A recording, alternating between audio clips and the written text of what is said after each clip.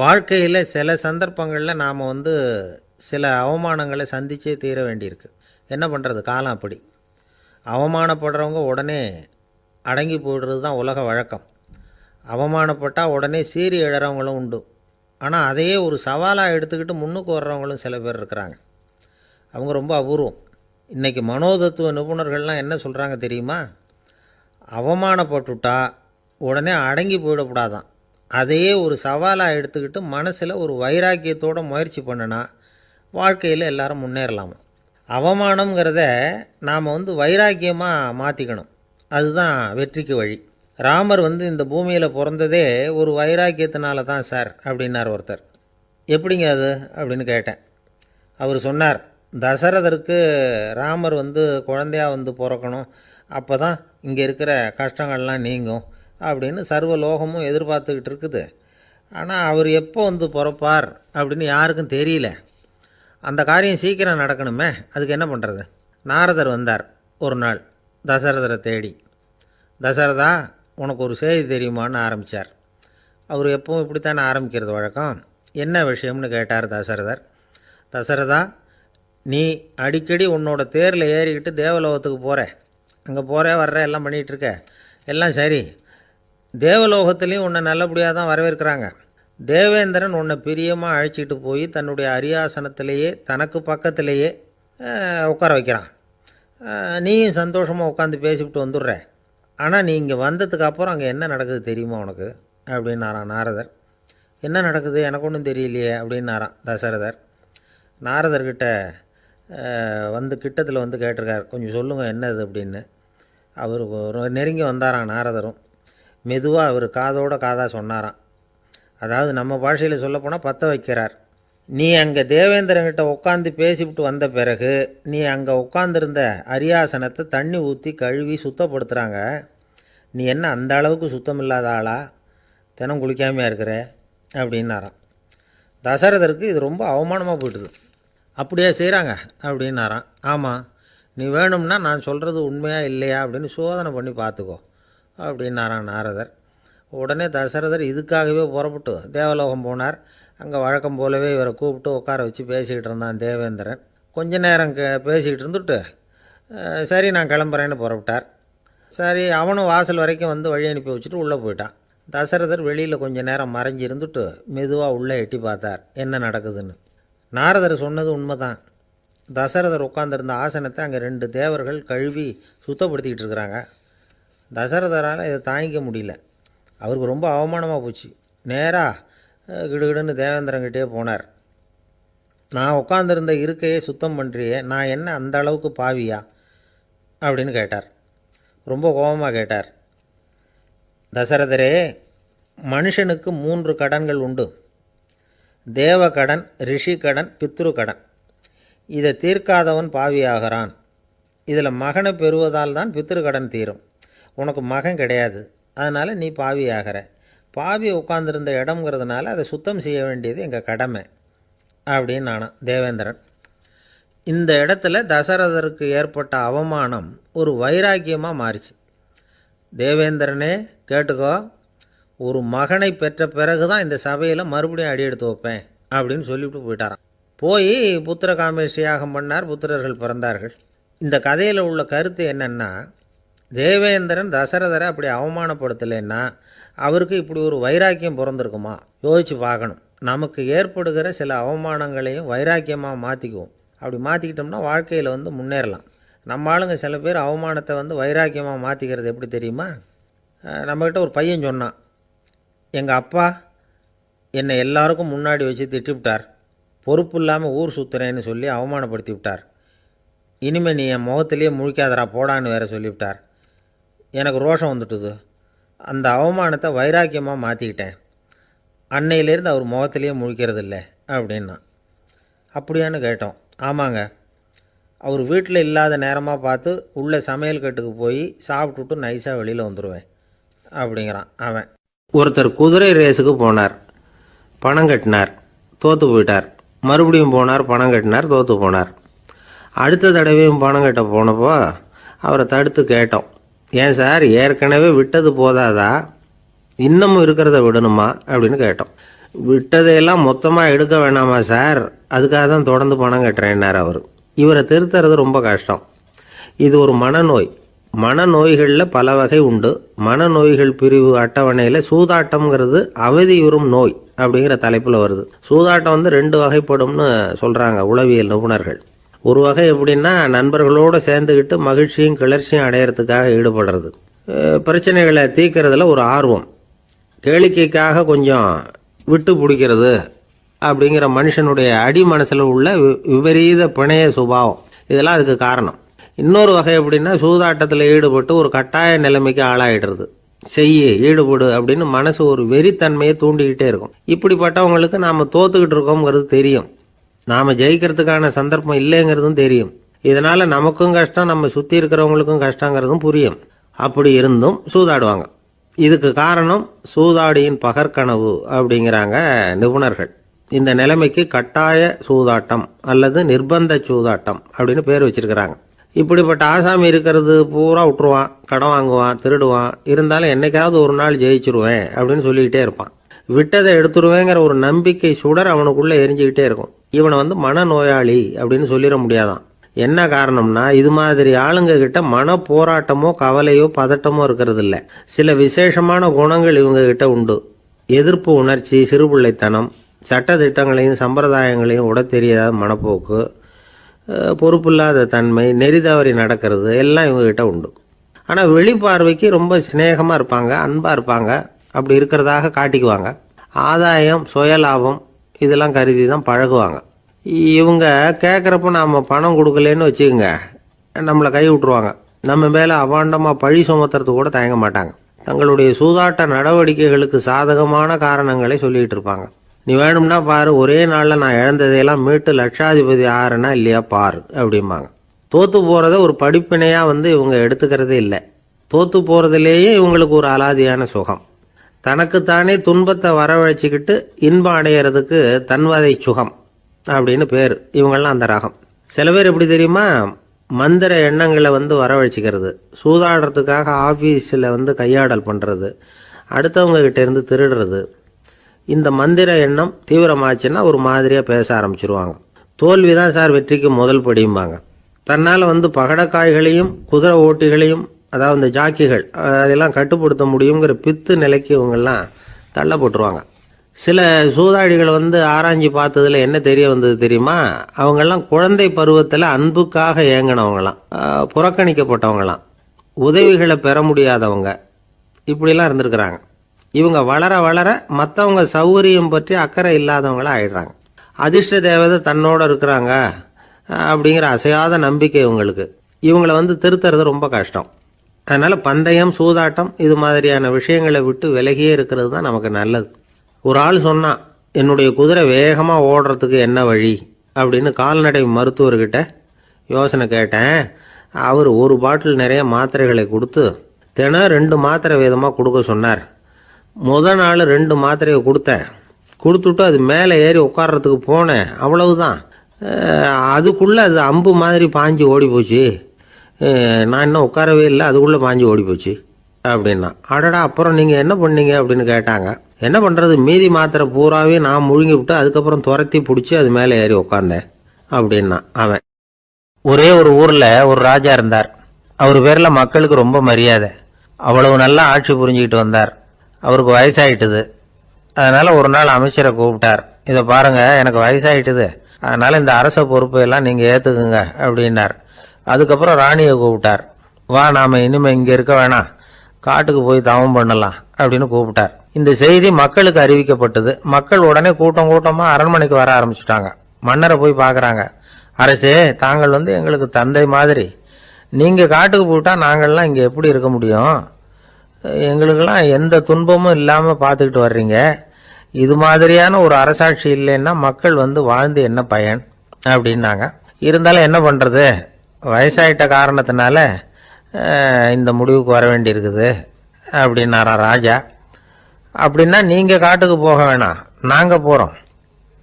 நாங்கள் அங்கே போய் தவம் பண்ணுறோம், வழிபாடு பண்ணுறோம்.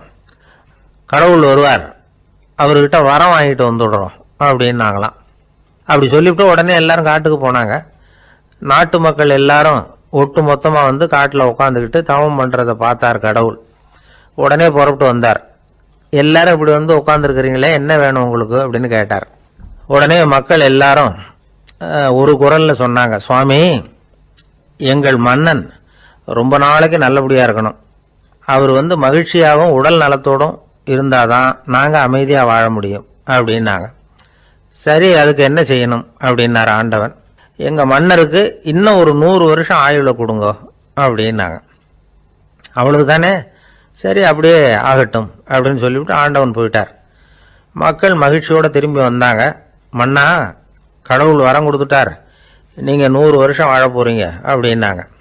இதை கேட்டதும் ராணி ராஜாவை வணங்கி நான் தவம் செய்ய போறேன் அப்படின்னு புறப்பட்டாங்க. உடனே மக்கள் என்ன நினைச்சாங்க தெரியுமா? ஐயோ, நாம ராஜாவுக்கு மட்டும்தானே நீண்ட ஆயுள் வேணும்னு வரம் வாங்கணும், ராணிக்கு வாங்கலையே, அதுதான் கோபத்துல புறப்பட்டாங்க போல இருக்கு அப்படின்னு நினைச்சு வருத்தப்பட்டாங்க. ஆனா ராணி நினைச்சது அது இல்லை.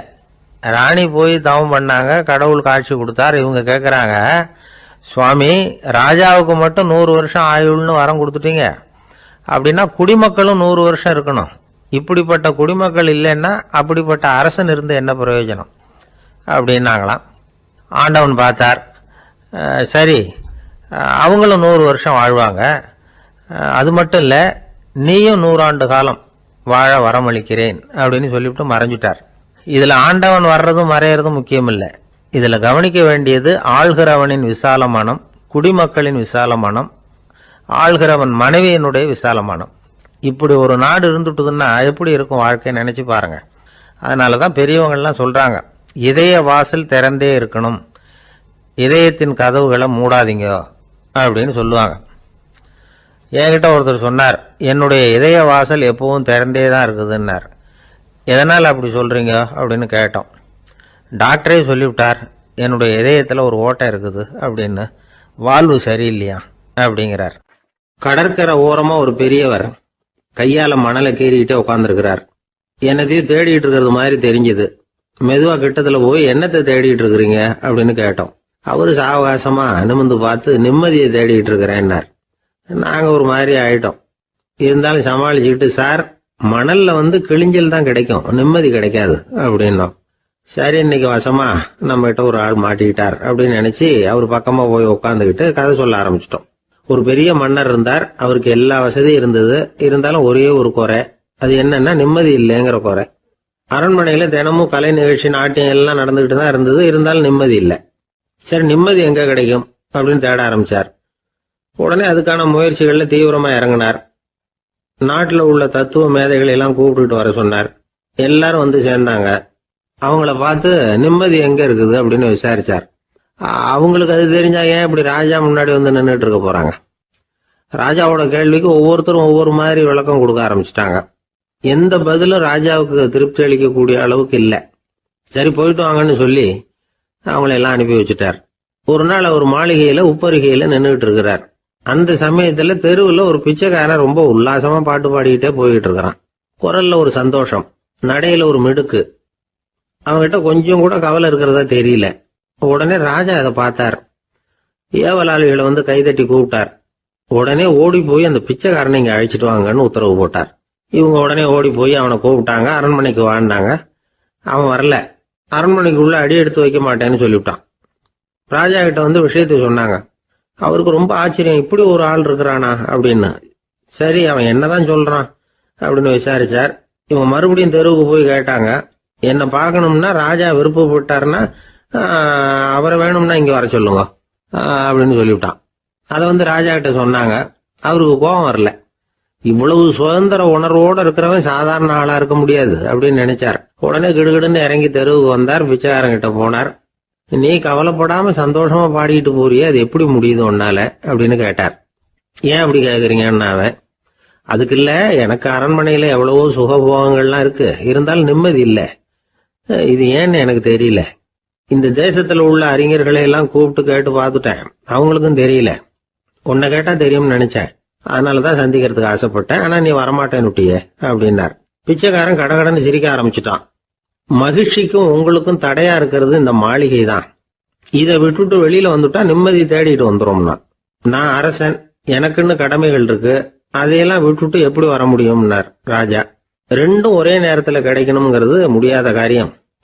உங்க சுகபோகத்துக்கு விலையாதான் உங்க நிம்மதியை கொடுத்துக்கிட்டு இருக்கிறீங்க. என்ன பாருங்க, என்கிட்ட எதுவும் இல்லை, அதனால எதுவும் போயிடுமோங்கிற பயமும் இல்லை, நிம்மதியா இருக்கிறேன் அப்படின்னா அவன். ராஜா உடனே சந்தோஷப்பட்டு தன்னுடைய மேலங்கியை எடுத்து அவனுக்கு பரிசா கொடுத்தாரான். அவன் சிரிச்சுக்கிட்டே அதை வாங்க மாட்டேன்னு விட்டானான். இதை நீங்க எனக்கு கொடுக்கறதுனால எந்த பயனும் இல்லை, அதே நேரத்துல அதை வாங்கிட்டேன்னா அடுத்த வினாடியிலிருந்து அதை எப்படி காப்பாத்துறதுங்கிற கவலை எனக்கு வந்து சேர்ந்துரும், அப்புறம் தூக்கம் வராது, நிம்மதி போயிடும் அப்படின்னு சொல்லிவிட்டு அவன் பாட்டுக்கு சந்தோஷமா பாடிட்டே போயிட்டான். நிம்மதி எங்க இருக்குங்கிறதையும் ராஜா தெரிஞ்சுக்கிட்டார். அந்த இடத்துக்கு தன்னால போக முடியாதுங்கிறதையும் அவர் புரிஞ்சுக்கிட்டார். இப்படி இந்த கதைய அந்த கடற்கரையில மணலை கீறிக்கிட்டே உட்கார்ந்துருந்தார அந்த பெரியவர்கிட்ட சொல்லி முடிச்சோம். அவர் முகத்துல ஒரு தெளிவு தெரிஞ்சது. எங்களை நிமிர்ந்து பார்த்தார். ரொம்ப நன்றிங்க, இப்ப எனக்கு தெரிஞ்சு போச்சு, நிம்மதி வேணும்னா அதுக்கு என்ன பண்ணணும்னு இப்ப நல்லா புரிஞ்சுக்கிட்டேன் அப்படின்னார். என்ன புரிஞ்சுக்கிட்டீங்கன்னு கேட்டோம். இனிமே இந்த பக்கம் வந்தா உங்க கண்ணுல படாத இடமா பார்த்து உட்காரணும்னு புரிஞ்சுக்கிட்டேன் அப்படின்னார். ஒரு ஆளு வேகமா நடந்து போய்கிட்டு இருந்தான். அவன் வேகமா நடக்கிறதுக்கு காரணம் வெயில் காலம், காலில் செருப்பு இல்லை, மணல் பாதை, அதுதான் வேகம். காலில் செருப்பும் இல்லாம கையில குடையும் இல்லாம அந்த ஆளு வெயில்ல நடந்து போய்கிட்டு இருக்கிறான். அந்த சமயத்துல இன்னொருத்தன் குதிரை மேல ஏறி அந்த வழியா வந்துகிட்டு இருக்கிறான். அவன் காலில் செருப்பும் இருந்தது, கையில குடையும் இருந்தது. நடந்து போய்கிட்டு இருந்தவன் அந்த குதிரை ஆசாமியை பார்த்து கேட்டான், ஐயா, நீங்களும் குதிரை மேல உட்காந்துக்கிட்டு போய்கிட்டு இருக்கிறீங்க, அப்படி இருக்கிறப்போ உங்களுக்கு அந்த செருப்பு என்னத்துக்கு, அதை எனக்கு கொடுத்து உதவலாமே அப்படின்னா. குதிரை மேல உட்காந்துருந்தவன் யோசனை பண்ணி பார்த்தான். இவன் சொல்றது நியாயம்தானே அப்படின்னு சொல்லி தன்னுடைய செருப்பை கழட்டி அந்த வழிப்போக்கனுக்கு கொடுத்துட்டான். ரொம்ப நல்லதுங்க அப்படின்னு சொல்லி இவன் அதை வாங்கி காலில் மாட்டிக்கிட்டான். அதுக்கப்புறம் மறுபடியும் இவன் ஆரம்பிச்சான், ஐயா, நீங்க குதிரையில போறதுனால போக வேண்டிய இடத்துக்கு வேகமா போய் சேர்ந்துருவீங்க, அதனால உங்க கையில் அந்த குடை என்னத்துக்கு, நான் நடந்து போயிட்டு இருக்கிறவன் ரொம்ப நேரம் நடக்க வேண்டியிருக்கும் இந்த வெயில்ல, அதனால அந்த குடையையும் எனக்கு கொடுங்களேன் அப்படின்னா. குதிரை வீரன் யோசனை பண்ணி பார்த்தான். இதுவும் நியாயம்தானே அப்படின்னு அவனுக்கு தோணுச்சு. உடனே இறக்கப்பட்டு தன் காலில் இருந்த செருப்பை கொடுத்தது மாதிரியே தன் கையில் இருந்த கொடையையும் இவங்கிட்ட கொடுத்துட்டான். அதுக்கப்புறம் அவன் நிம்மதியா புறப்பட்டான்.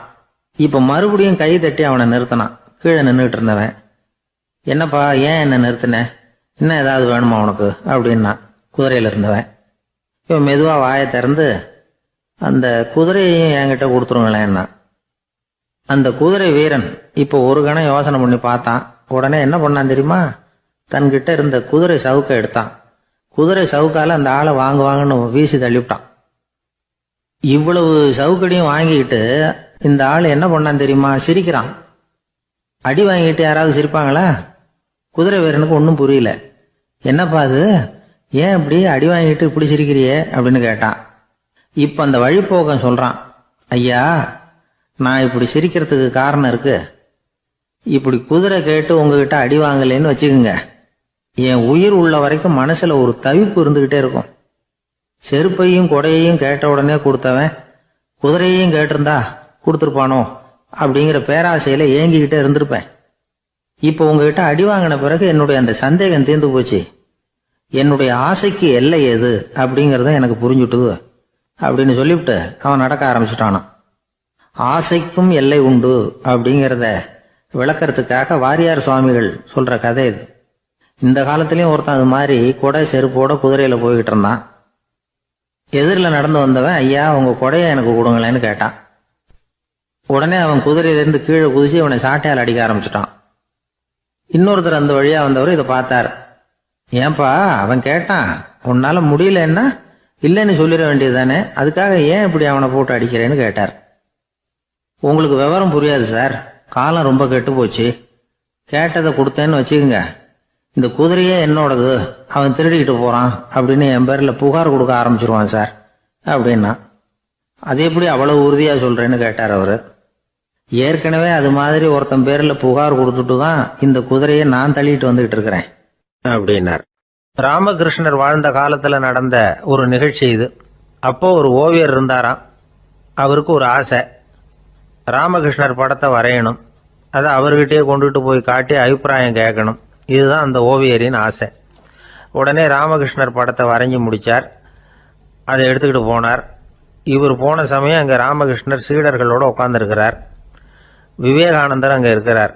இந்த ஓவியர் கொண்டுகிட்டு போய் தான் வரைந்த ஓவியத்தை அவர்கிட்ட காட்டினார். ராமகிருஷ்ண பரமஹம்சரின் ஓவியத்தை ராமகிருஷ்ணர்கிட்டயே காட்டுறார். ராமகிருஷ்ணர் என்ன பண்ணார் தெரியுமா? அந்த படத்தை பார்த்தார். உடனே அது காலை தொட்டார். குருதேவருடைய இந்த செயல் சீடர்களுக்கு ரொம்ப வியப்பை உண்டு பண்ணிச்சு.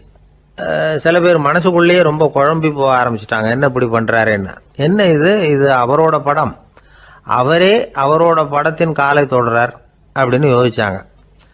சில பேர் ஒன்றும் புரியாமல் ஒருத்தர் பார்த்து சிரிச்சுக்கிட்டாங்க. அந்த இடத்துல சீடர்கள் மட்டும் இல்லை, சீடர் அல்லாத பல பேர் இருந்தாங்க. தன்னுடைய காலை தானே தொடர இவருடைய செயல் பற்றி என்ன நினைக்கிறது அப்படின்னு அவங்களும் குழம்பி போய் நிற்கிறாங்க. அந்த படத்தை வரைஞ்சி அவர்கிட்ட காட்டின அந்த ஓவியருக்கும் அதிர்ச்சி. இருந்தாலும் அவர் சீடர் கிடையாது. அதனால் கொஞ்சம் துணிச்சலை வரவழைச்சிக்கிட்டு கேட்டார், என்னங்க இது? என்னால் என்னுடைய கண்களையே நம்ப முடியல. இது உங்கள் சொந்த உருவப்படம். நீங்கள் உங்கள் சொந்த கால்களையே தொடுறீங்க. இது எங்களுக்கு கொஞ்சம் சங்கடமாக இருக்குதே அப்படின்னார். ராமகிருஷ்ணரின் கண்களில் ஆனந்த கண்ணீர் வழிஞ்சுதான். அவர் சொன்னாராம், இது என்னோட படம்ங்கிறது எனக்கு தெரியும். ஆனால் இது என்னோட படம்ங்கிறதுனால நான் இதோட காலை தொடலை. நீ என்னுடைய சமாதி நிலையை இந்த படத்தில் படம் பிடிச்சி காட்டியிருக்கிற, அதனால் அதோட காலை தொடறேன். சமாதி நிலையில் யார் இருந்தாலும், அது என்னுடைய படமாக இருந்தாலும் சரி அல்லது வேற யாருடைய படமாக இருந்தாலும் சரி, படம் யாருதுங்கிறது முக்கியம் இல்லை. இதில் எது முக்கியம்னா அது தன்னை உணர்ந்த ஒரு உணர்நிலையின் படம். அப்படி இருக்கிறப்போ அதோட காலை நான் தொடணும். அதுக்கு நீங்கள் எல்லாரும் ஏன் சங்கடப்படுறீங்கன்னு எனக்கு தெரியல அப்படின்னாராம். இப்போ தான் அங்கே இருந்த சீடர்களுக்கும் மற்றவங்களுக்கும் விவரம் புரிஞ்சுதான். இதுக்கு முன்னாடி யாரும் செய்யாததை இவர் செஞ்சிருக்கிறார். ஆனால் அவருடைய காரணம் ரொம்ப நியாயமானது அப்படிங்கிறத உணர்ந்தாங்களாம். இதுவரைக்கும் ஆன்மீகத்தில் சமாதி நிலை, அதாவது தன்னை உணர்ந்த நிலை பற்றி புரிஞ்சுக்கிட்டோம். இல்லறத்தில் ஏற்படக்கூடிய சமாதி நிலை பற்றி உங்களுக்கு தெரியுமா? ஒரு அம்மா டாக்டர்கிட்ட வந்து சொன்னாங்களாம், டாக்டர், என் வீட்டுக்காரருக்கு உடம்புல ஏதோ கோளாறுன்னு நினைக்கிறேன். நான் எவ்வளவு நேரம் பேசினாலும் காதில் விழாதது மாதிரி உட்கார்ந்துருக்கிறார் அப்படின்னாங்களாம். அதுக்கு அந்த டாக்டர் சொன்னாராம், அம்மா, அது உடம்பு கோளாறு இல்லை, அது ஒரு பெரிய திறமை அப்படின்னாராம். ஒரு மனுஷனுக்கு 3 விதத்தில் கர்வம் உண்டாகிறதுக்கு வாய்ப்பு உண்டு. பணம், பதவி, புகழ். பணம் அதிகமாக வந்தால் கர்வம் வரலாம். பதவி பெருசாக வந்துட்டுதுன்னா கர்வம் வரலாம். புகழ் அதிகமாக போனாலும் கர்வம் வரலாம். இந்த 3 வகையான கர்வத்துக்கும் இடம் கொடுக்காமல் இருக்கிறாங்க பாருங்கள், அவங்க தான் சிறந்த மனிதர்கள். ஒரு பெரிய பொறுப்பில் இருக்கிறவங்களுக்கு கர்வம் வந்துடக்கூடாது. அப்படி வந்துட்டுதுன்னா அது எல்லாருக்கும் இடைஞ்சல். ஒரு ராஜா இருந்தார். அவர் ஒரு நாள் தன்னுடைய தலைநகரத்தை சுற்றி வந்துக்கிட்டு இருந்தார். ஒரு இடத்துல ஒரு அழகான நிலத்தை பார்த்தார். ஆஹா, இந்த இடத்துல நமக்குன்னு ஒரு மாளிகையை கட்டினா எவ்வளோ நல்லா இருக்கும் அப்படின்னு நினச்சார். ராஜா நினச்சா அது முடியாத காரியமா? சரி, இந்த நிலம் யாருக்கு சொந்தம்னு விசாரிங்க அப்படின்னார் பக்கத்தில் இருந்தவங்கக்கிட்ட. அவங்கெல்லாம் ஓடி போய் விசாரித்தாங்க. அந்த இடம் வந்து ஒரு வயசான கிழவிக்கு சொந்தம், வயசான அம்மாவுக்கு சொந்தமாக. அந்த அம்மா தான் அதில் ஒரு குடிசையை போட்டு குடியிருந்துக்கிட்டு இருக்கிறாங்க. சரி, அந்த நிலத்துக்கு வந்து ஒரு விலையை நிர்ணயம் பண்ணி அதை அந்த வயசான அம்மா கிட்ட கொடுத்துருங்க அப்படின்னு உத்தரவு போட்டார் ராஜா. ஆனால் அந்த அம்மா, இது எங்கள் பூர்வீக இடம், இதை விற்க மாட்டேன் அப்படின்னு சொல்லிவிட்டுது. சரி, 2 பங்கு விலை கொடுக்குறோம்னு சொல்லி பாருங்க அப்படின்னாங்க. அப்படியே சொன்னாங்க அரண்மனை ஆட்கள். அதுக்கும் சம்மதிக்கலை அந்த அம்மா. இதை கேள்விப்பட்டதும் ராஜாவுக்கு கோபம் வந்துட்டுது. தன்னுடைய ஆளுங்களை கூப்பிட்டார். போய் அந்த குடிசையை பிரித்து எறிங்க, காசெல்லாம் ஒன்றும் கொடுக்காதீங்க அப்படின்னு கத்தினார். அவ்வளோதான். அடுத்த நிமிஷம் அரண்மனை ஆசாமிகள் போனாங்க, குடிசையை பிரித்து எரிஞ்சாங்க. அந்த வயசான அம்மா இருக்கு, அதுவும் அந்த இடத்த விட்டு துரத்தி விட்டாங்க. அந்த இடத்துல ஒரு அரச மாளிகையை கட்டி முடிச்சிட்டாங்க. அந்த வயசான அம்மா பாவம், ராஜாவே இப்படி பண்ணால் யாருக்கிட்ட போய் முறையிட முடியும்? ஒரு ஞானி இருந்தார், அவர்கிட்ட போய் சொன்னாங்க. அவர் இவங்க சொன்னதை கேட்டு மனசில் வச்சுக்கிட்டார். ஒரு நாள் அந்த ராஜாவே இந்த ஞானியை கூப்பிட்டார். புதுசாக ஒரு மாளிகை கட்டியிருக்கிறேன், வந்து பாருங்கன்னு. சரின்னு சொல்லி இந்த பெரியவர் ஒரு நாள் இந்த மாளிகைக்கு போனார். சும்மா போகல, ஒரு கழுதையையும் ஓட்டிகிட்டு போனார். கொஞ்சம் சாக்குகள், வெத்து சாக்கு, அதையும் எடுத்து கழுதை முதுகில் போட்டு கழுதையை ஓட்டிகிட்டு போகிறார். ராஜா பார்த்தார். அவருக்கு இது ஆச்சரியமாக இருந்தது. என்ன இது மாளிகைக்கு வந்துட்டு போங்கன்னு கூப்பிட்டா கழுதை சாக்கு இதெல்லாம் கொண்டு வராரு, ஒன்றும் புரியலையேன்னு நினச்சார். எதுக்காக இதெல்லாம்னு கேட்டார். அரசருடைய தோட்டத்திலேருந்து கொஞ்சம் மண் எடுத்துகிட்டு போகிறதுக்கு ஆசைப்பட்றேன், அதுக்கு நீங்கள் அனுமதி கொடுக்கணும் அப்படின்னாரு இவர். இது என்ன வேடிக்கையான கோரிக்கையாக இருக்குது அப்படின்னு நினச்சார் ராஜா. இருந்தாலும் மண்ணு தானே கேட்குறாரு, எடுத்துகிட்டு போகட்டுமே அப்படின்னு நினச்சார். சரின்னு அனுமதி கொடுத்தார். அந்த பெரியவர் தோட்டத்துக்கு போனார், மண்ணை வெட்டினார், சாக்கில் போட்டு நிரப்புனார். ராஜாவை கொஞ்சம் கிட்ட வாங்கன்னு கூப்பிட்டார். இந்த மண் மூட்டையை தூக்கி கழுதையோட முதுகில் வைக்கணும், கொஞ்சம் உதவி பண்ணுங்கன்னார். ஓ பண்ணுறேனே அப்படின்னு சொல்லி ராஜா கிட்ட போனார். மூட்டையை தூக்கி பார்க்குறாரு, முடியல, திணறி போயிட்டார். இப்போ அந்த ஞானி பேசினாராம். அரசே, இந்த ஒரு சாக்கு மண்ணையே உங்களால் தூக்க முடியல, அந்த கிழவிகிட்ட இருந்து அந்த அக்கிரமமாக அபகரித்த இந்த தோட்டம் பூராவையும் சுமக்கணும்னு ஆசைப்படுறீங்களே, அது உங்களால் முடியுமா அப்படின்னு கேட்டாராம். ராஜா யோசனை பண்ண ஆரம்பித்தார். தன்னுடைய செயலுக்காக வருத்தப்பட்டாராம்.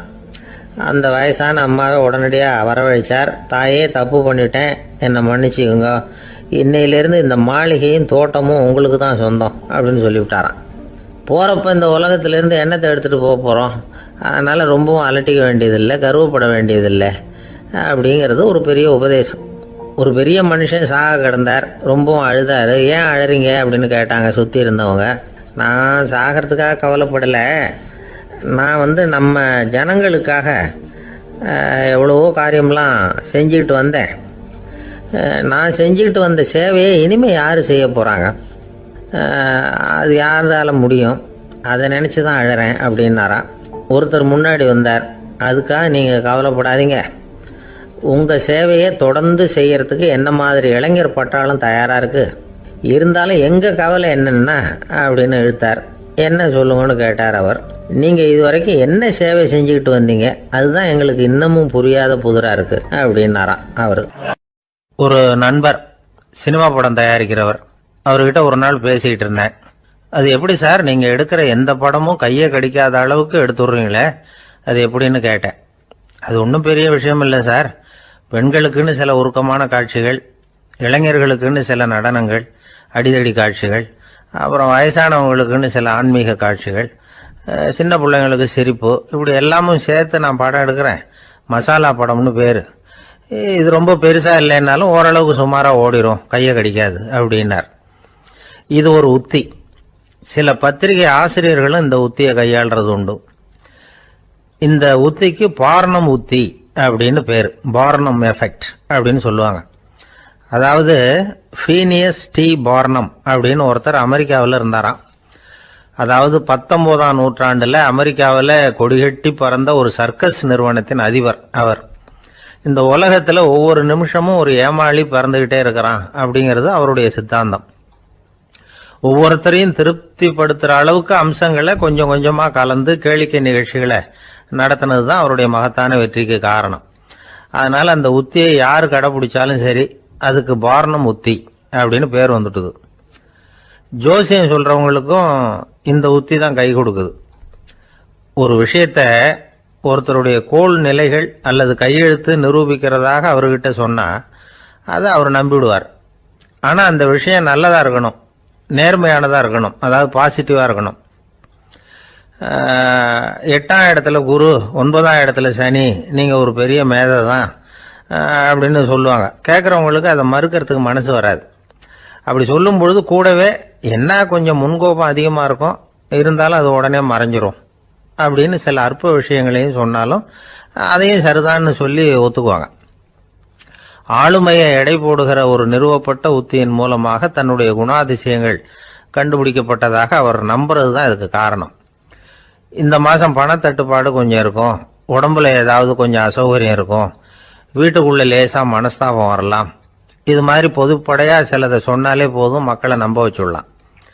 இதெல்லாம் நமக்கு மட்டும்தான் ஏற்படுது அப்படின்னு சொல்லி அவங்க நினைக்கிறது தான் காரணம். இதுதான் பார்னம் உத்திங்கிறது. மனிதர்கள் பாராட்டுகளை விரும்புறதும் விமர்சனங்களை வெறுக்கிறதும் பார்னம் உத்தியின் அடுத்த கூறு. அதனால் ஒருத்தருக்கு ஜோசியம் சொன்னாலும் சரி, அவருடைய ஆளுமையை மதிப்பிடுறதாக இருந்தாலும் சரி, அவரை புகழற மாதிரி இருந்தாலும் சரி, அப்படி இருந்தால் தான் அது சரியாக இருக்கும். சாதகமான விஷயங்களை அதிகமாகவும் பாதகமான விஷயங்களை நாசூக்காகவும் சொன்னால் மக்கள் அதை நம்பிடுவாங்க. ஒருத்தரை கருமின்னு சொன்னால் ஏற்றுக்க மாட்டார். அதையே கொஞ்சம் மாற்றி நீங்கள் கொஞ்சம் சிக்கனமான ஆசாமி அப்படின்னு சொன்னால் நீங்கள் சொல்கிறது சரிதான் சார் அப்படிம்பார். நீங்கள் பெரிய செலவாளி தான், இருந்தாலும் நல்ல விஷயங்களுக்கு தான் செலவழிப்பீங்க அப்படின்னு சொல்லணும். இப்படி இந்த வாரணம் உத்தியை கடைபிடிச்சி இன்னைக்கு வெற்றிகரமாக காலம் தள்ளுறவங்க நிறைய பேர் இருக்கிறாங்க. இந்த உலகத்தில் ஒவ்வொரு நிமிஷமும் ஒரு ஏமாளி பறந்துக்கிட்டே இருக்கிறான் அப்படிங்கிறது தான் ஃபீனியஸ் பார்னம் அவர்களுடைய நம்பிக்கை. அதை விட அடுத்தவங்களை ஏமாளியாக நினைக்கிற மனுஷர்கள் தான் இன்னைக்கு உலகத்தில் ரொம்ப அதிகம். ஒருத்தர் தன்னுடைய மேல் அதிகாரிகிட்ட போய், ஐயா ஒரு நாள் லீவு வேணும், என் தங்கச்சிக்கு கல்யாணம் அப்படின்னார். அவரு பார்த்தார், ஒரு 10 நிமிஷம் வெளியில் இருங்கன்னார்.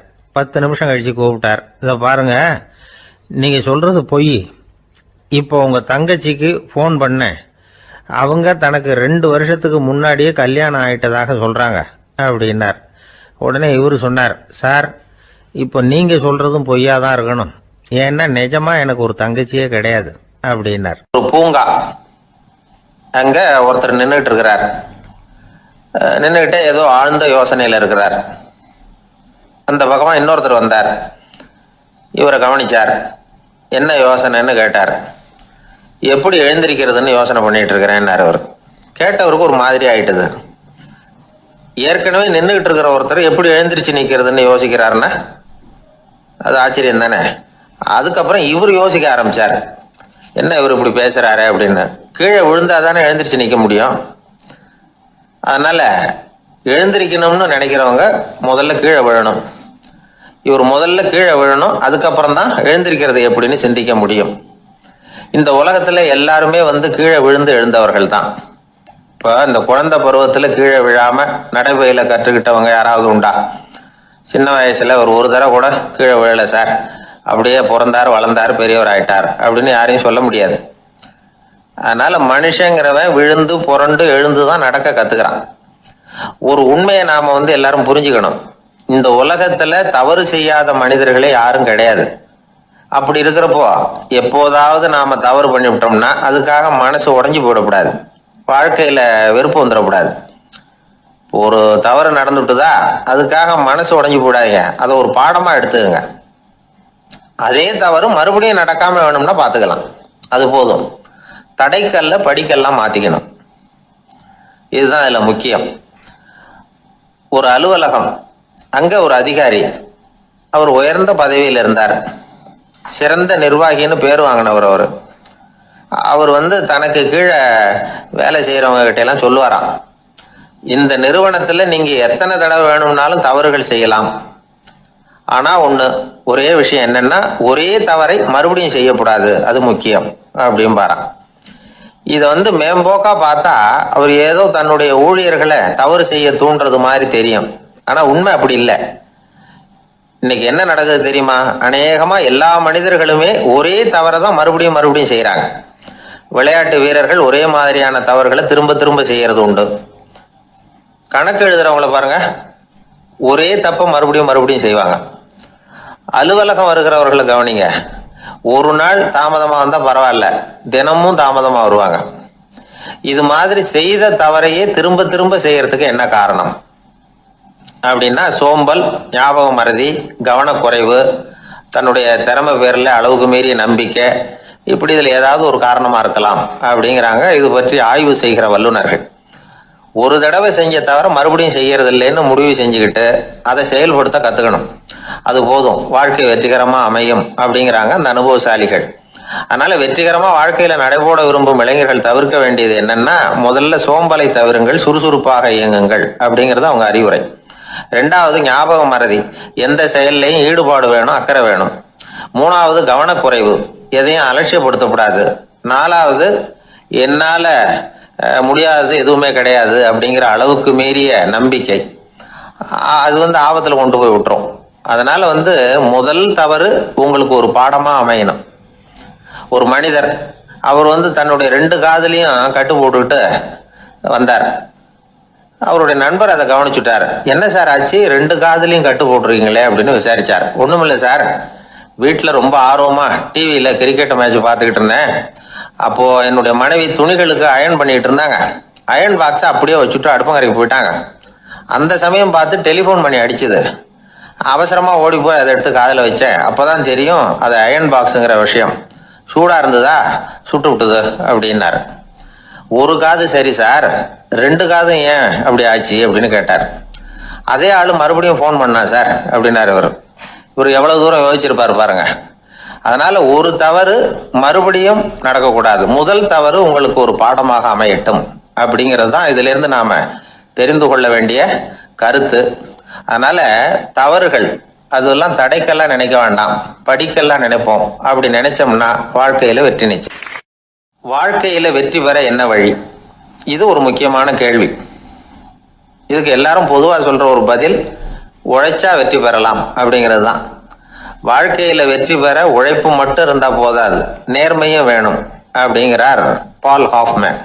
இவர் யார் தெரியுமா? இவர் ஒரு பெரிய பொருளாதார நிபுணர். 2வது உலகப் போர் முடிஞ்ச சமயம் அப்போ இவர் அமெரிக்காவின் நிதி ஆலோசகரா இருந்தார். தன்னுடைய வாழ்க்கையில நடந்த பழைய நிகழ்ச்சி ஒன்று அவர் சொன்னார். இளம் வயசுல படிச்சு முடிச்சதும் அவர் வேலை தேடிக்கிட்டு இருந்தாராம். அப்போ ஒரு கால்நடை வைத்தியர்கிட்ட போய் வேலை கேட்டிருக்காரு.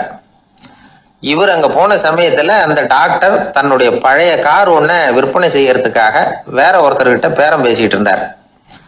வாங்க வந்தவர் இவர்கிட்ட அந்த காரை பற்றின விவரம்லாம் கேட்டுக்கிட்டு இருந்தார். கார் நல்ல நிலைமையில் இருக்குமா அப்படிங்கிற கவலை அவருக்கு. எல்லா விவரங்களையும் கேட்டுக்கிட்டு அவர் கடைசியா சொன்னார், டாக்டர், இந்த காரை நீங்களே என்னுடைய ஊருக்கு ஓட்டிட்டு வர வேண்டியது. கார் எந்த ரிப்பேரும் ஆகாம என்னுடைய ஊருக்கு சேர்ந்துட்டுதுன்னா அங்கேயே நான் பணம் கொடுத்து இந்த காரை வாங்கிக்கிறேன் அப்படின்னார். நம்ம கார் அவ்வளவு தூரத்துக்கு வழியில எந்த கோளாறும் இல்லாம போய் சேருமா அப்படிங்கிற சந்தேகம் டாக்டருக்கு. அவர் என்ன செஞ்சார் தெரியுமா? தன்கிட்ட வேலை கேட்டு வந்திருந்த இளைஞர் பால் ஹாஃப்மேனை கூப்பிட்டார். அவர்கிட்ட சொன்னார், இதை பாருப்பா, இந்த காரை நீ அவருடைய ஊர் வரைக்கும் நல்லபடியா ஓட்டிட்டு போய் சேர்த்துட்டீன்னா உனக்கு நான் வேலை கொடுத்து விடுறேன். அது மட்டும் இல்ல, காரு விற்கிற தொகையில கமிஷனும் கொடுக்குறேன், என்ன சம்மதமா அப்படின்னு கேட்டார். ஹாஃப்மேன் யோசனை பண்ணார். அதுக்கப்புறம் சரின்னு சொல்லி சம்மதிச்சார். கொஞ்ச நேரத்துல அவரும் கார் வாங்க வந்தவரும் புறப்பட்டாங்க. இவர் ரொம்ப சிரமப்பட்டு வழியில எங்கேயும் நிறுத்தாம காரை ரொம்ப சாமர்த்தியமா ஓட்டிட்டு போய் சேர்த்துட்டார். இவரை அழைச்சிக்கிட்டு வீட்டுக்குள்ள போனார். அப்புறம் கேட்டார், இதை பாருப்பா, இப்ப சொல்லு, இந்த காரோட நிலைமை இப்ப எப்படி இருக்கு? உண்மையிலேயே இது நல்ல நிலைமையில இருக்குதா? உன்னுடைய மனசாட்சிப்படி பதில் சொல் அப்படின்னார். இவரும் உடனே காரு நல்ல நிலைமையில தான் இருக்கு அப்படின்னு சொல்றதுக்கு வாயை திறந்தார். அதுக்குள்ள பார்வை எதிரில் உள்ள சுவர் மேல பட்டுது. அங்க இயேசுநாதர் படம் ஒன்று மாட்டியிருந்தாங்க. அதுக்கு அடியில எழுதியிருந்த வாசகம் என்னன்னா, நீ பேசும் ஒவ்வொரு வார்த்தையையும் இயேசு கவனித்துக் கொண்டிருக்கிறார் அப்படின்னு இருந்தது. அந்த வரிகளை பார்த்தார். உடனே காரு சரியில்லை அப்படிங்கிற உண்மையை சொல்லிவிட்டார். இவர் இப்படி சொன்னதும் இவரை ரொம்ப ஆச்சரியமா பார்த்தார். இவர்கிட்ட இருந்த நேர்மை அவரை சிந்திக்க வச்சது. உன்னுடைய நேர்மையை பாராட்டுறேன், உனக்கு கமிஷன் கிடைக்கணுங்கிறதுக்காகவே நான் இந்த காரை வாங்கிக்கிறேன்னார். இப்போ அவர் திகைச்சு போய் நின்னார்.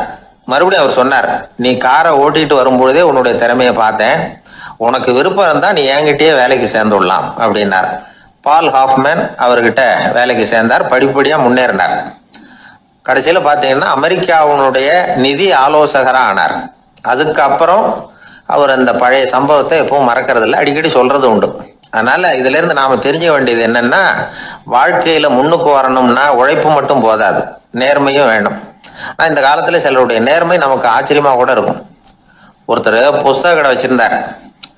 ரொம்ப நேரமா தேடி ஒரு புத்தகத்தை கையில் எடுத்தார். அதுக்கு பில் போட சொன்னார். அந்த புத்தக கடைக்கு வந்த இன்னொருத்தர் பில் போடுறவர், சார், இந்த புத்தகம் மகா அறுவை, மகா மட்டம், இது வேணாம் உங்களுக்கு, வேற ஏதாவது ஒண்ணு பாருங்கன்னார். புத்தக கடை வச்சிருக்கிறவரே இப்படி சொன்னார். வாங்க வந்தவர் இவர் ஆச்சரியமா பார்த்தார். உங்க நேர்மையை பாராட்டுறேன், அது சரி, இந்த புத்தகத்தை ஏற்கனவே நீங்க படிச்சு பார்த்துட்டீங்களான்னு கேட்டார். அதை படிச்சு வேற பார்க்கணுமான்னார். அப்புறம் எப்படி இது மகா மட்டம்னு சொல்றீங்க அப்படின்னார். அதை எழுதினவனே நான் தான் சார் அப்படின்னார் அவர். இது ஒரு விதமான நேர்மை, நேர்மையை ஒத்துக்கிறது. எப்படி இருந்தாலும் வாழ்க்கையில உழைப்பும் நேர்மையும் உயர்வதற்கு வழிகள். உழைப்பை விட நேர்மை முக்கியம் அப்படிங்கிறத புரிந்து கொண்டால் வாழ்க்கையில வெற்றி நிச்சயம். இன்பம் துன்பம் இது ரெண்டும் சேர்ந்தது தான் வாழ்க்கை. இது எல்லாரும் சொல்லிக்கிட்டு இருக்கிற ஒரு உண்மை. அது சரி, இது ரெண்டும் வர்றதுக்கு என்ன காரணம்? துறவி ஒருத்தர் யோசிச்சு பார்த்துருக்கார். இன்ப துன்பம் தோன்றுவதற்கு முக்கியமாக 6 காரணங்கள் உண்டு அப்படிங்கிறார் அவர். அது என்னங்கிறத நாமளும் தெரிஞ்சு வச்சுக்குவோமே. இப்போ முதல் காரணம் சுயநலம். ஒரு தாயார் தன்னுடைய சுயநலம் கருதி தன்னுடைய மகன் இன்பமாக இருக்கணும்னு ஆசைப்படுறாங்க. மகனும் அப்படியே ஆசைப்படுறான். அதனால் தாயாரின் இன்ப துன்பங்களை பார்த்துட்டு மகனும் இன்ப துன்பம் அடையிறான். அந்த அம்மாவுக்கும் அதே நிலைமை தான். 2வது காரணம் உறவு. நான் துறவியான பிறகு கூட உறவுங்கிற காரணத்தினால தான் தாயாருடைய சுக துக்கங்களை கண்டு நானும் சுக துக்கம் அடைகிறேன். என் தாயாருடைய நிலைமையும் இதுதான் அப்படிங்கிறார் ஒரு துறவி. 3வது காரணம் என்னன்னா அறிமுகம். எனக்கு அறிமுகமான ஒருத்தரை ரயில் நிலையத்தில் சந்திக்கிறேன். அவர் தன்னுடைய பணப்பையை எங்கேயோ தொலைச்சி விட்டு வருத்தப்பட்டுக்கிட்டு இருக்கிறார். நானும் வருத்தப்படுறேன். அந்த சமயத்தில் யாரோ ஒருத்தர் இதுதானே அவங்க பணப்பை அப்படின்னு சொல்லி கொண்டாந்து நீட்டுறார். பணப்பையை தொலைச்சவர் சந்தோஷப்படுறார், நானும் சந்தோஷப்படுறேன். இது அந்த துறவி சொல்கிற அனுபவம். 4வது காரணம் என்னென்னா கருணை. எனக்கு முன்னே தெரியாத ஒருத்தனை யாரோ ஒருத்தன் அடித்து காயப்படுத்தி போடுறான். கருணை காரணமாக நான் அதுக்காக துக்கப்படுறேன். 5வது காரணம் எதையும் நம்புறது. ஒரு பசுமாட்டை ஒரு முரணை அடிச்சுக்கிட்டு இருக்கிறான் அப்படின்னு ஒருத்தர் நம்மகிட்ட சொல்கிறாருன்னு வைங்க, உடனே நான் துக்கப்படுறேன். இன்னொருத்தர் அந்த முரணனை போலீஸ்காரங்க பிடிச்சிட்டு போயிட்டாங்கன்னு சொல்கிறாரு. நான் உடனே சந்தோஷப்படுறேன். 3வதாக ஒருத்தர் முதல் 2 பேரும் சொன்னது பொய்யுங்கிறார். அப்போ நான் இன்ப துன்பம் ரெண்டுமே இல்லாமல் நிம்மதியாக இருக்கிறேன். இது ஒரு விதம். அடுத்தது 6வது காரணம் என்னன்னா தன்மயமாகுதல். ஒரு நாவல் படிச்சுக்கிட்டு இருக்கிறோம். அதில் வர்ற பாத்திரங்களோட நாம் ஒன்றி போயிடுறோம். அதில் வர்ற பாத்திரங்கள் சிரிச்சுதுன்னா நாமளும் சிரிக்கிறோம், அது அழுதுன்னா நாமளும் அழறோம். அதெல்லாம் அந்த துறவி சொல்கிற அனுபவ உண்மைகள். இன்ப துன்பம் இது ரெண்டும் தோன்றுவதற்கு சுயநலம், உறவு, அறிமுகம், கருணை, எதையும் நம்புறது, தன்மயமாகிறது, இது எல்லாம் தான் முக்கிய காரணம் அப்படின்னு அவர் சொல்கிறார். ஆக கூடி ஒட்டு மொத்தமாக யோசனை பண்ணி பார்த்தா பிற பொருள்கள் மீது பற்றுதல் காரணமாக தான் நாம் இன்ப துன்பம் அடைகிறோம் அப்படிங்கிறத புரிஞ்சிக்க முடியுது. மனுஷன் இன்ப துன்பம் அடைகிறதுக்கு 7வது காரணம் கூட ஒன்று உண்டு அப்படின்னு சொல்லிகிட்டே வந்தார் ஒருத்தர். அது என்ன அப்படின்னு கேட்டோம். அதுதான் சார் இந்த நீங்கள் சொல்லிட்டு வர்ற இன்று ஒரு தகவல்னார். எப்படி சொல்கிறீங்கன்னு கேட்டோம். இன்று ஒரு தகவல் கேட்க ஆரம்பிக்கிறப்போ மனசில் இன்பம், ஆரம்பித்த உடனே இது ஏற்கனவே கேட்ட சமாச்சாரமாச்சே அப்படின்னு நினைக்கிறப்போ துன்பம் அப்படின்னு அதுக்கு ஒரு விளக்கம் கொடுத்தார் அவர். ஒரு கடற்கரை ஓரம், அங்கே ஒரு சின்ன கிராமம். அந்த கிராமத்தில் ஒரு சின்ன பள்ளிக்கூடம். கடற்கரை ஓரத்தில் உள்ள ஒரு விடுதியில் ஓய்வுக்காக ஒருத்தர் தங்கி இருக்கிறார். பள்ளிக்கூடத்தில் ஏதோ விழா நடக்கிறது மாதிரி தெரிஞ்சுது. உடனே அவர் அந்த பக்கமாக வந்தார். இங்கே என்ன நடக்குதுன்னு விசாரித்தார். பள்ளி ஆண்டு விழா நடக்குதுன்னாங்க. உடனே போனார். கண்காட்சி ஒன்று வச்சுருந்தாங்க. உள்ளே போய் பார்த்தார். பள்ளிக்கூடத்தில் படிக்கிற மாணவர்களே சொந்தமாக தயார் பண்ண பொருள்களை காட்சிக்கு வச்சிருக்கிறாங்க. அந்த ஊர் மக்கள்லாம் அதை கூட்டம் கூட்டமாக போய் பார்த்துக்கிட்டு இருக்கிறாங்க. இவரும் ஆர்வமாக அதையெல்லாம் பார்த்துக்கிட்டே போகிறார். ஒரு இடத்துல ஒரு சின்ன ரயில் செஞ்சு வச்சுருந்தாங்க, மாணவர்களே தயார் பண்ணது. மின்சாரத்தால் அது ஓடுறது மாதிரி பண்ணி வச்சுருந்தாங்க. அதில் ஒரு சின்ன பொத்தான் இருக்கும், அது அமுக்குனா ரயில் ஓடும், சுற்றி சுற்றி வரும். மாணவர்கள் எதிரில் நின்று அதுக்கு விளக்கம் கொடுத்துக்கிட்டு இருக்கிறாங்க. இவர் அதை கவனிச்சார். ரயில் ஓடுறத பார்த்தார். அங்கே நின்றுக்கிட்டு இருந்த மாணவர்கள்கிட்ட விளையாட்டாக கேட்டார், ஏப்பா இந்த ரயில் எதனால் ஓடுது அப்படின்னு கேட்டார் இவர். சக்தியினால் ஓடுது அப்படின்னாங்க மாணவர்கள். அது என்ன சக்தின்னு கேட்டார். அதுக்கு பேர் மின்சாரம் அப்படின்னாங்க. சரி, நீங்கள் மின்சாரத்தை பார்த்துருக்குறீங்களா அப்படின்னார். நாங்கள் பார்த்தது இல்லைங்க, ஆனால் இதை செய்யறதுக்கு எங்களுக்கு உதவி பண்ண ஆசிரியர் ஒரு பட்டதாரி, ஒரு காலம் அவர் பார்த்துருக்கலாம் அப்படின்னாங்க. அவர் எங்கே இருக்காருன்னு கேட்டார். இதோ அழைச்சிட்டு வர்றோம்னு ஓடினாங்க. அவர் அழைச்சிட்டு வந்தாங்க. அவர்கிட்ட ஒரு பெரியவர் கேட்டார், மின்சாரத்தை நீங்கள் பார்த்துருக்குறீங்களா அப்படின்னு. மின்சாரத்தை பார்க்குறதாவது நான் பார்த்ததே இல்லை. நான் பார்த்தது அது செயல்படுற விதத்தை தான். அது விளக்கை எரிய வைக்குது, ரயிலை ஓட வைக்குது, இது மாதிரி எத்தனையோ எந்திரங்களை செயல்பட வைக்குது. ஆனால் உண்மையிலேயே அது என்னன்னு எனக்கு தெரியாது. ஒருவேளை இந்த பள்ளிக்கூடத்து தலைமை ஆசிரியருக்கு தெரிஞ்சிருக்கலாம், ஏன்னா அவர் ஒரு மேல்நிலை பட்டதாரி அப்படின்னாராம் அவர். சரின்னு போய் தலைமை ஆசிரியரை கூப்பிட்டுக்கிட்டு வந்தாங்க. அவர்கிட்டையும் இதே கேள்வி கேட்டாராம் அவர். மன்னிக்கணும், இந்த கேள்வி இதுவரைக்கும் யாரும் என்கிட்ட கேட்டதில்லை. சக்தியை யாரும் பார்க்க முடியாது, ஆனால் அது செயல்படும் விதத்தை தான் பார்க்க முடியும் அப்படின்னாராம் அவர். இப்போ இதுவரைக்கும் கேட்டுக்கிட்டு இருந்த பெரியவர் சிரிச்சார். சிரிச்சுட்டு சொன்னாராம், சரி அதுக்காக ஒன்றும் கவலைப்படாதீங்க, என்னுடைய பெயர் தாமஸ் ஆல்வா எடிசன் அப்படின்னாராம். இதை கேட்டதும் அங்கே இருந்தவங்களுக்கெல்லாம் அதிர்ச்சி, ஆச்சரியம். என்னது, நீங்கள் தானே எடிசன்? நீங்கள் எவ்வளவு மின்சார கருவிகளை உண்டாக்கி இருக்கிறீங்க, நீங்களா இந்த கேள்வியை கேட்டது அப்படின்னாங்களாம். ஆமாம், நான் தான் கேட்குறேன், ஏன்னா நானே மின்சாரத்தை பார்த்தது கிடையாது அப்படின்னாராம் அவர். அன்புங்கிறது இப்படிப்பட்டது தாங்கிறார் ஓஷோ. அன்புங்கிறது நம்ம உடற்கூறு அமைப்பில் இல்லை, அது நம்ம உடம்புல உள்ள சுத்த சக்தியின் வெளிப்பாடு. அதை உணரத்தான் முடியுமே தவிர பார்க்க முடியாது. அன்பே உன்னை நான் என் இருதயத்தில் வச்சிருக்கிறேன் அப்படின்னு எல்லாம் சொல்லுவான். இதெல்லாம் சும்மா. இது டாக்டர்கள் சொல்ற இருதயம் கிடையாது. அது ரத்தத்தை தள்ளுகிற ஒரு கருவி, அவ்வளவுதான். ஞானிகள் சொல்லுகிற இதயம் வேற, அது கண்ணுக்கு புலப்படாத ஒரு சக்தி. என்னுடைய இதயம் ரொம்ப விசாலமானது சார் அப்படின்னார் ஒருத்தர். அப்படிங்களான்னு ரொம்ப மரியாதையா, ஆமாங்க டாக்டர் அப்படிதான் சொல்றார், கொஞ்சம் வீங்கி போய் பெருசா இருக்குதான் அப்படின்னார். ஆரம்ப காலத்தில் ஒரு குரு, அப்போ ஒரு சீடன் இருந்தான். அது வேடிக்கையான குரு, வேடிக்கையான சீடன். ஒரு ஆசிரமம். ஒரு நாள் ஒருத்தன் அவசரமா அந்த குருவை தேடி வந்திருக்கிறான். என்ன விஷயம்னு விசாரிச்சார் குரு. உங்க சீடர் என்னை அடிச்சுட்டார் அப்படின்னு புகார் பண்ணானா அந்த ஆள்.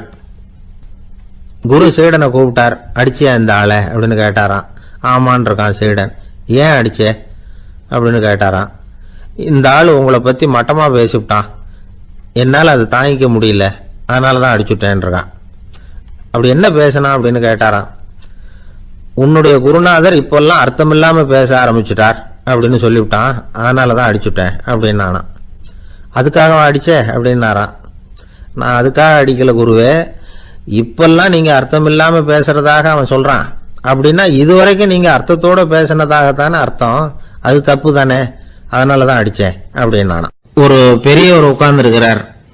அவரை சுத்தி அவருடைய தோழர்கள் உட்கார்ந்து இருக்கிறாங்க. ஏதோ ஒரு முக்கியமான செய்தியை அவர் அவங்களுக்கு சொல்லிட்டு இருக்கிறார். அவங்களும் ஆர்வமா கேட்டுக்கிட்டு இருக்கிறாங்க. இந்த சமயத்துல யாரோ ஒரு ஆள் வேகமா அங்க வர்றார். வர்ற வேகத்திலேயே எனக்கு ஏதாவது உதவி செய்யுங்க அப்படின்னு கேட்டுக்கிட்டே வர்றார். கேட்கறது உதவி, ஆனா குரல் மிரட்டுறது மாதிரி இருக்கு, அதட்டி கேட்கறது மாதிரி இருக்கு. இதை கேட்டது அந்த பெரியவர் ஆத்திரப்படலை, ஆனா அவரை சுத்தி இருந்தவங்க ஆத்திரப்பட்டாங்க. இதை பெரியவர் கவனிச்சார். கொஞ்சம் அமைதியா இருங்கன்னார். வந்தவரை கூப்பிட்டார். அவருக்கு சில பொருள்களை கொடுத்தார்.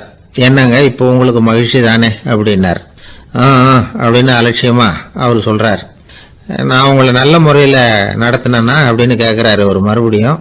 அதெல்லாம் ஒன்றும் இல்லை அப்படின்னு சொல்லி அவர் சொல்லிட்டு இருக்கிறாரு. குரலில் கடுமை குறையில.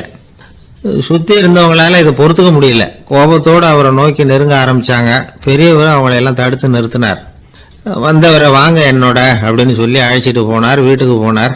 அங்கே போனதும் இன்னும் சில பொருள்களை எடுத்து அவர்கிட்ட கொடுத்தார். இப்போ திருப்தி தானே, நான் உங்ககிட்ட நல்ல முறையில் நடந்துக்கிட்டேனா அப்படின்னார். அவர் முகம் இப்போதான் கொஞ்சம் மலர்ந்தது. ரொம்ப நன்றி, இறைவன் உங்க குடும்பத்துக்கு எல்லா நன்மைகளையும் செய்வான் அப்படின்னு சொன்னார். இதே வார்த்தைகளை என்னுடைய தோழர்கள்கிட்டே சொல்லிட்டீங்கன்னா அவங்க கோபம் தணிஞ்சிரும், வர முடியுமான்னார். கண்டிப்பா வர்றேன் அப்படின்னாரு. மறுநாள் காலையில் அந்த இடத்துக்கு வந்தார். அதே மாதிரி சொல்லிவிட்டு அவர் போயிட்டார். தோழர்கள்லாம் ரொம்ப வியப்போட பெரியவரை பார்த்தாங்க. அந்த பெரியவர் தான் நபிகள் நாயகம். அவர் சொன்னார், ஒருத்தன் ரொம்ப ஆசையா ஒரு ஒட்டகத்தை வளர்த்துக்கிட்டு வந்தான். ஒரு நாள் அந்த ஒட்டகம் கயத்தை அறுத்துக்கிட்டு ஓடி போயிட்டுது. அக்கம் பக்கத்தில் இருக்கிறவங்கெல்லாம் அந்த ஒட்டகத்தை பிடிக்கிறதுக்கு முயற்சி பண்ணாங்க. அதை துரத்திக்கிட்டு ஓடினாங்க. ஒட்டகம் தாறுமாறா ஓட ஆரம்பிச்சுது. இந்த சமயத்தில் ஒட்டகத்தை வளர்த்தவன் அங்கே ஓடி வந்தான்.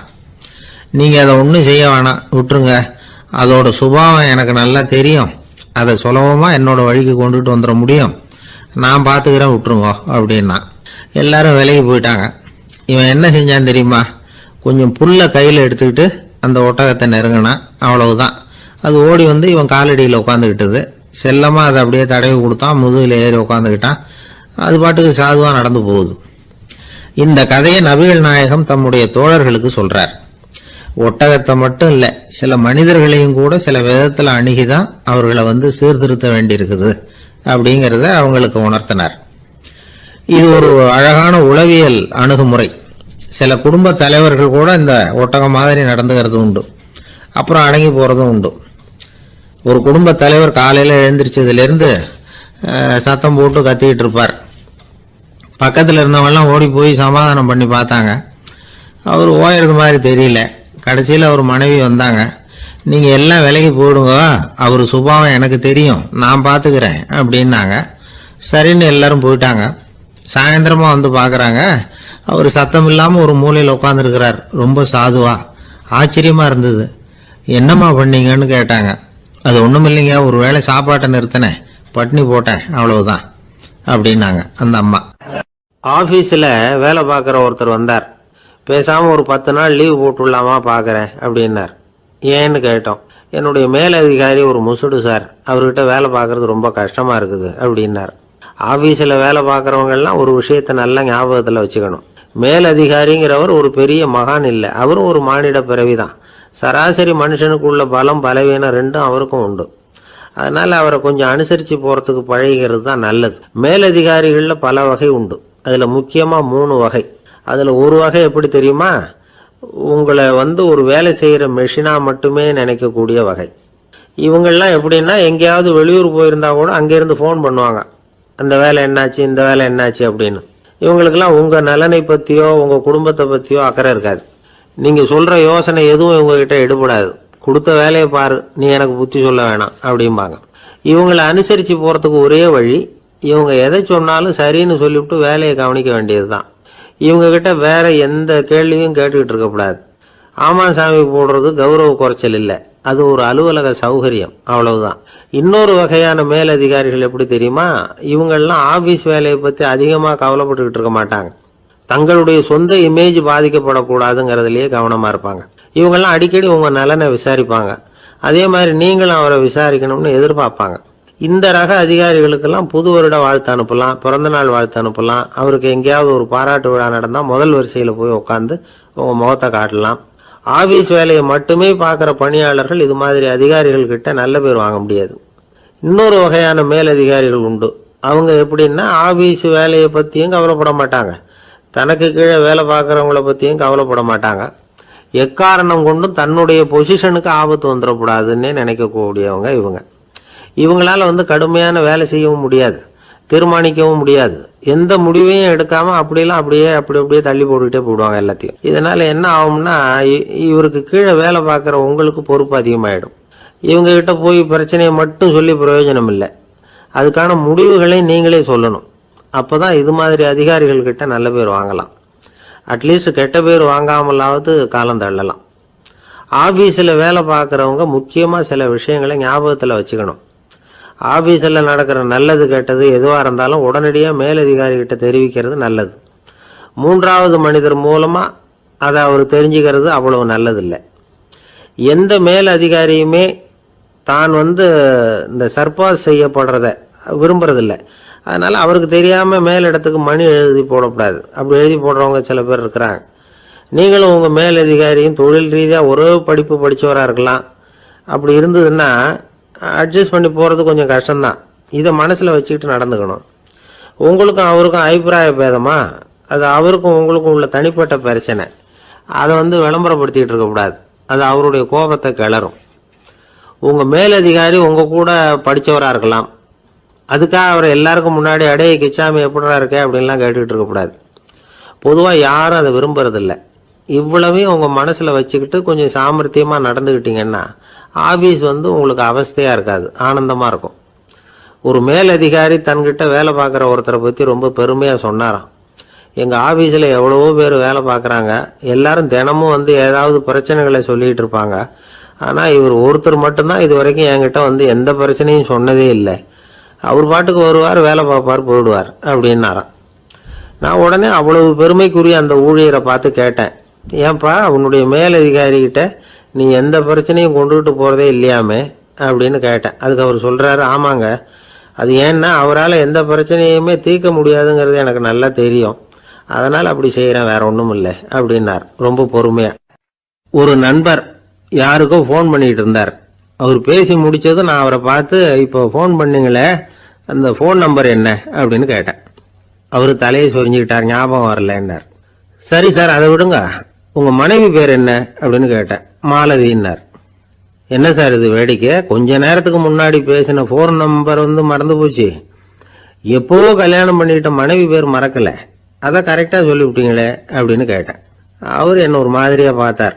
அவர் அப்படி என்னை பார்த்ததில் ஒன்றும் தப்பு இல்லை, ஏன்னா நாம் எல்லாருமே அப்படித்தானே, ஒரு குறிப்பிட்ட காரியத்துக்காக தொலைபேசியில் ஒருத்தட்ட பேசுகிறோம், அதுக்கப்புறம் அந்த எண் நமக்கு அனாவசியம், அதனால் மறந்துடுறோம். இதுக்கு பேர் தான் தற்காலிக ஞாபகம். ஆனால் மனைவி பேரை மறந்துட முடியுமா? முடியாது. அது அவசியமான ஒன்று. அடிக்கடி அந்த பேரை உபயோகப்படுத்துகிறோம், அதனாலேயும் அது முக்கியங்கிறதுனாலேயும் அதை மறக்கிறது இல்லை. இதுக்கு பேர் நிரந்தர ஞாபகம். சரி, இந்த தற்காலிக ஞாபகம், நிரந்தர ஞாபகம், இது ரெண்டு ஞாபக அளவுகளையும் கட்டுப்படுத்துறது எது அப்படின்னா மூளைக்குள்ள நடக்கிற மின்சார நடவடிக்கைகள் தான். தற்காலிக ஞாபகம் ஒரு மின்னல் மாதிரி தோன்றி மறையுது. நிரந்தர ஞாபகம் ஒரு படிவம் போல மூளையில படிஞ்சுடுது. ஒரு சம்பவத்தின் பல பிரதிகள் மூளையில பல்வேறு பகுதிகளிலேயும் படியறதுனால ஒன்னு மறைஞ்சாலும் மறந்தாலும் இன்னொன்னு மறையறதில்ல. இப்படிப்பட்ட நிலைமையில தான் தொண்டையில இருக்கு, வாயில வரமாட்டேங்குது சார் அப்படிமா. ஒருத்தருக்கு எந்த துறையில ஆர்வமும் ஈடுபாடும் அதிகமோ அது சம்பந்தமான ஞாபக சக்தி அதிகமா இருக்கும். தொழிலை விரும்புகிற ஒரு டெலிபோன் ஆபரேட்டருக்கு எண்கள்லாம் நல்ல ஞாபகம் இருக்கும். அது மாதிரி கவிஞர்களுக்கு வார்த்தைகள் நல்ல ஞாபகத்தில் இருக்கும். இது ஒரு பக்கம் இருந்தாலும் ஒரு மூளை எண்களை விட எழுத்துக்களை விட படங்களை ரொம்ப சுலபமா ஞாபகத்தில் வச்சுக்குது.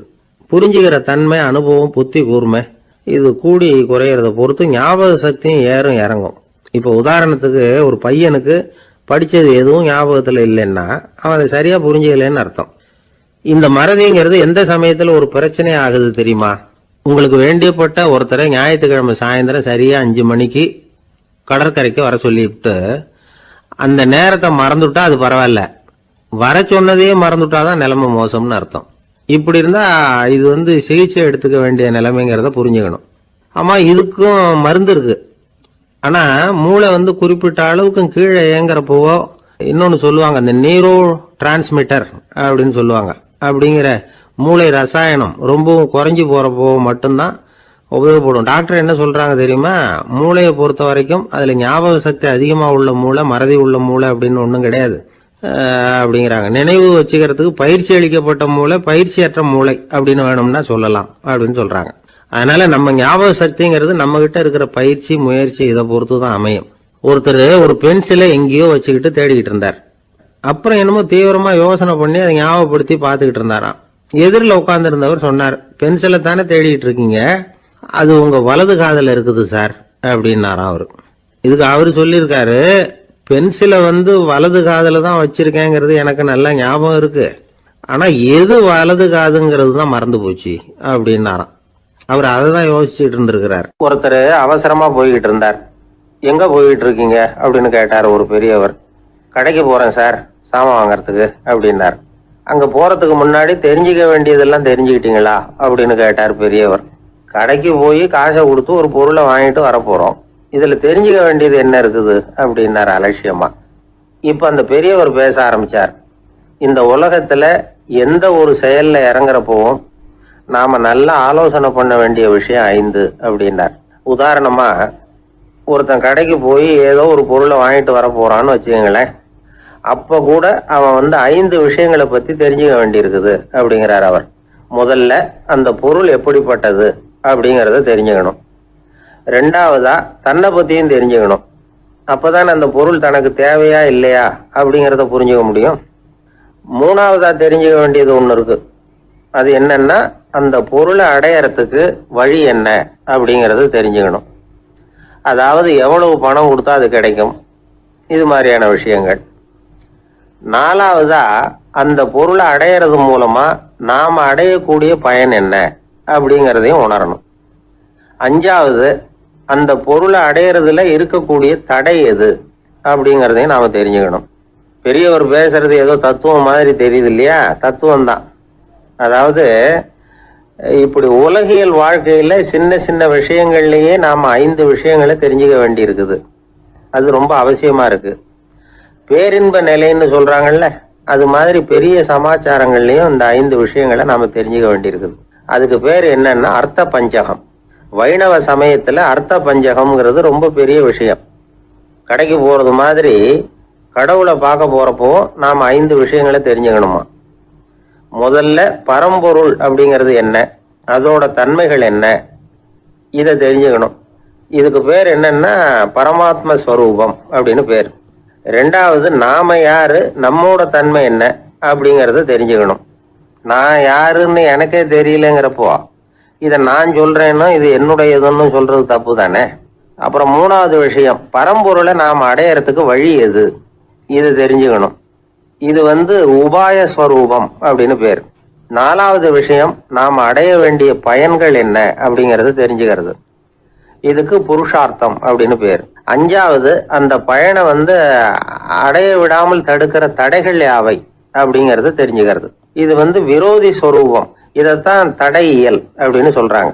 அதாவது பரமாத்மாவை பற்றிய அறிவு, ஜீவாத்மாவை பற்றிய அறிவு, உபாயம் பற்றிய அறிவு, புருஷார்த்தம் பற்றிய அறிவு, இந்த 4 அறிவுக்கும் எதிரடையா, அதாவது அதையெல்லாம் தப்பா புரிஞ்சுக்கிறதால உண்டாகக்கூடிய அறிவு விரோதி ஸ்வரூபம்.